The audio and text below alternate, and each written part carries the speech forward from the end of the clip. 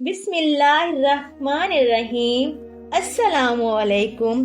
آج میں آپ سب کے لیے چہرے کی خوبصورتی کا وظیفہ لے کر آئی ہوں۔ یقیناً آپ سب کو بہت اچھا لگے گا۔ چہرے کو ہر کوئی خوبصورت بنانا چاہتا ہے، جس کے لیے لوگ طرح طرح کے ٹوٹکے آزماتے ہیں اور ہر وقت پریشان رہنے لگ جاتے ہیں۔ رنگ گورا کرنے کے لیے اور چہرے کی خوبصورتی میں اضافہ کے لیے ہم آج آپ کو یہ وظیفہ بتائیں گے۔ قرآن پاک کی سورۃ آل عمران کی آیت نمبر 107 یاد کر لیں۔ روز دن میں 3 وقت صبح، دوپہر اور شام کو یا پھر ہر نماز کے بعد سورہ آل عمران کی آیت نمبر 107 کو 3 مرتبہ پڑھیں، پھر اپنے ہاتھوں پر پھونک ماریں اور پھر اپنے دونوں ہاتھوں کو اپنے منہ پر پھیر لیں۔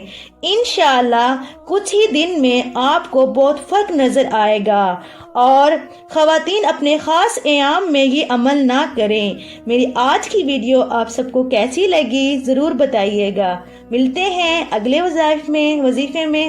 اللہ حافظ۔